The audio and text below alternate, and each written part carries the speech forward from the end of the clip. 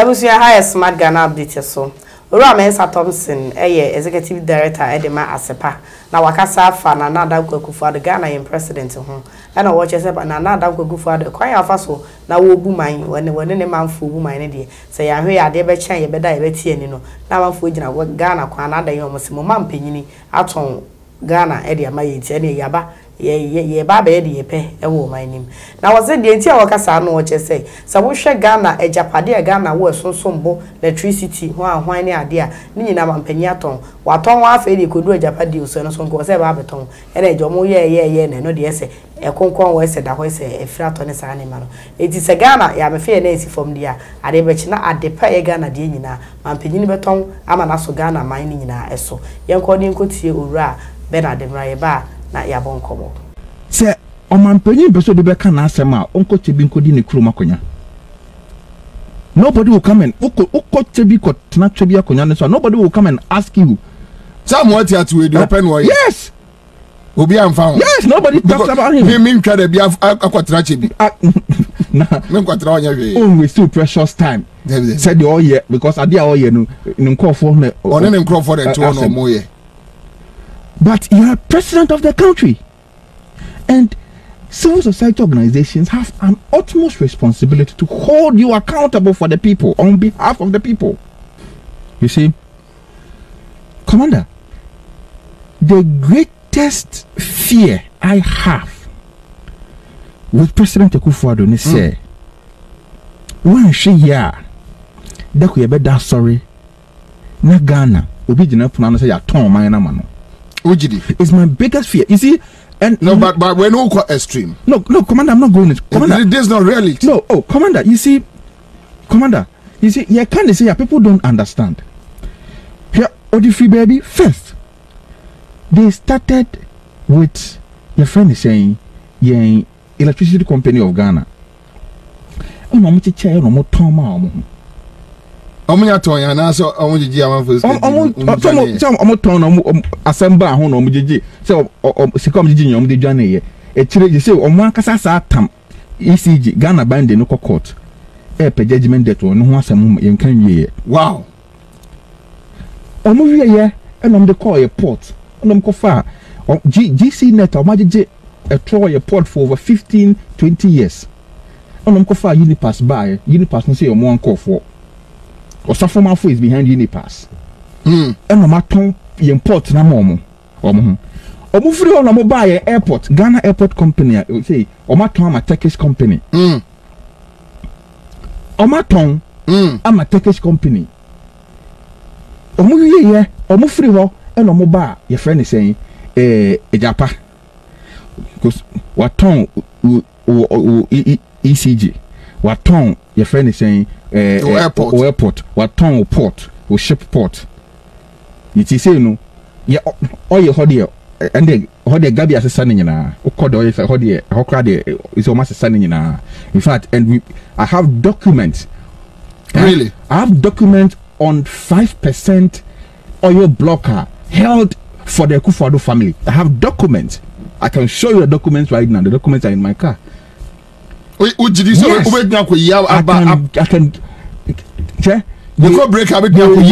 They used a company called Quad Energy to front that your friend is saying.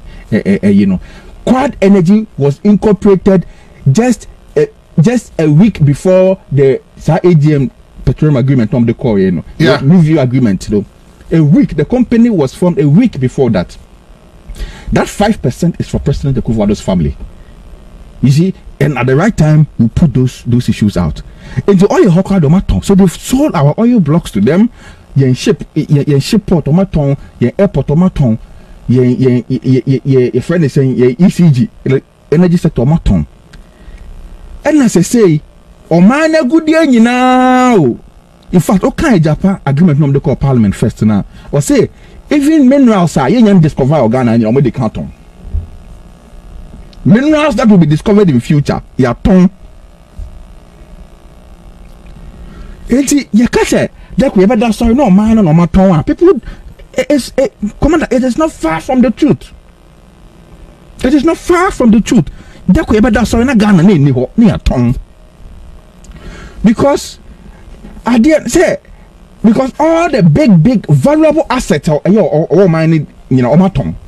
If you get one muntimenton. This idea aka asase. E pono na ebi muntimenton. This is the aka asase because all the valuable assets of the country. Omaton. Yeah, the Bobra man who omaton. That is why the country is broke. That is why the country is broke. That is why they have to carry taxes, excess taxes on Babagu Ghana for so.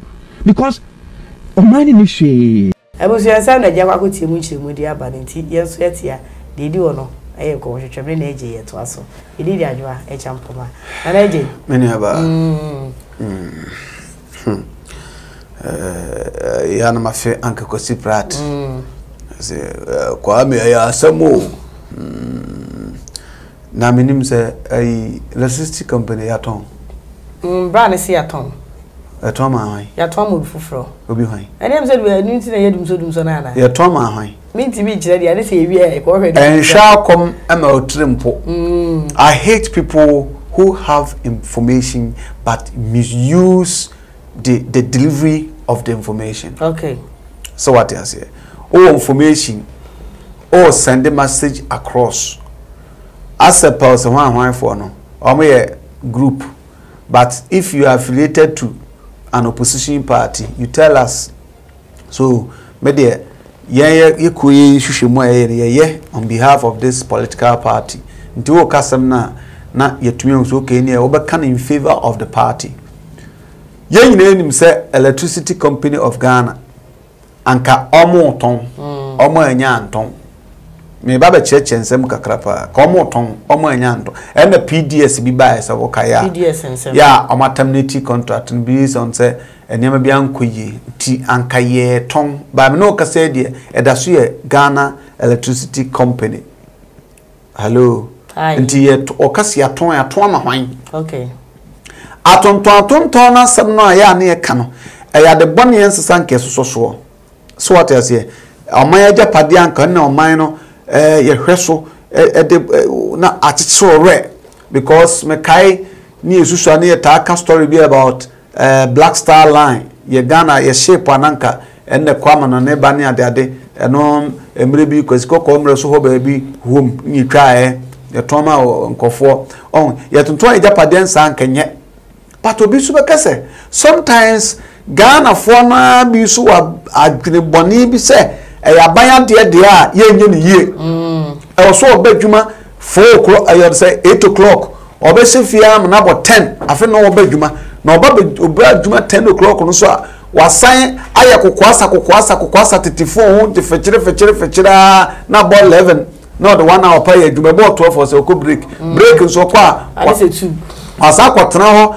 ashada say the old did emiemiefo yan na bo 2 nti unko hwe no na ayi working hours no or the bed 2 hours spend there adwuma the whole day but say you be adwuma there ya company be adwuma there you can't do that. They will discipline you. Okay. Even if possible they will sack you into go for obi obi individual adwuma bia no na obi adwuma bia no what they can na because say one way adwuma na bono ba ban dey do say oh after aban adwuma dey ye di ro for na yi medicran so a court be ka bia ma me sa na manema no enyiwadi entino tro bia nka maton na nka nye ba tro bi so ya nton a na niema no so sei because aban na omanpanyin ontumi he can't be everywhere ontumi nko ba bia the minister ontumi nko ba bia ye nyadwe bi sa ade no ye pese ye ni yie na se ye ton no genuinely ana se ye ton company aye aban dia edema ami ye ton aban japade ma company bi 99 years 100 years na sa na 50 years kwa ye nsem hunu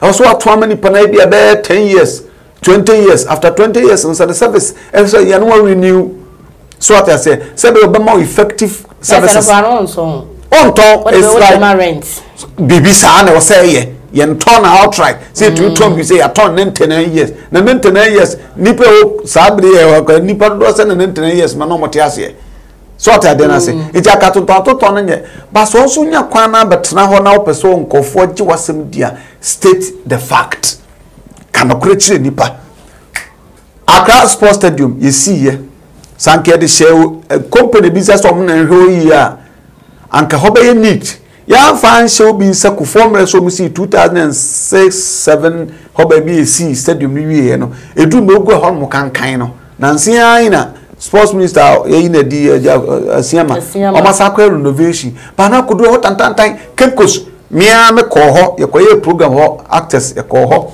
na ko hwe toilet no so ne washroom ho se de hosia ye basa stadium muno a chese ye di campo a chese ye bo wafu yiwa onim se de ka na ne fe obi e ho wow stadium ye fe krokro kama but e fe ba ya fa nche obi nse de ma ban adwuma efu ntino ya ye no troka ba se shobi nse a untumi nya na sa asa ben you for mo hwa de so ye okay eno na reasons am chiro no one uncodmentem two ebegu egunya hwe e wo ho three me ya e betra se ye nyimadi nti nema ya pacha ba se shobi nse a wa ma wo mra na ya pam enti atono ye hwe sa Ghana at saying airport you atemna 3 years omoton I'm not too sure about me tisa mo beton ba mini so manya ton so mo ton a ye reta me enton no na effectiveness not to say na ton is effectiveness not to say as you say you are in support of say ye beton dia yenton ye beton na se benya the benefit of it dia yenton me point say you shouldn't and say ye ton no say na say ye ton yenton so na say o manager pade be na ye benya ana me che o say amanye japade yenton outright. That's how to 99 years we say what on Africa. Many about some make a say and 99 years. Okay, we can't say one more 99 years. I'm say and say a 99 years. As I can be or to and look, I can not tone me fans sort of rent instead of rent it. 10 years, 20 years time, no. So I see renew and renew to say Okohan will be dying. Okohan will be dying on to 2 years. 2 years no so. Say Ghana than 2 years. Yes, 2 years no so. 2 years no so na so hena over traffic se huna o say ye me no nya me fada na ha obi. Sada o sa ke no.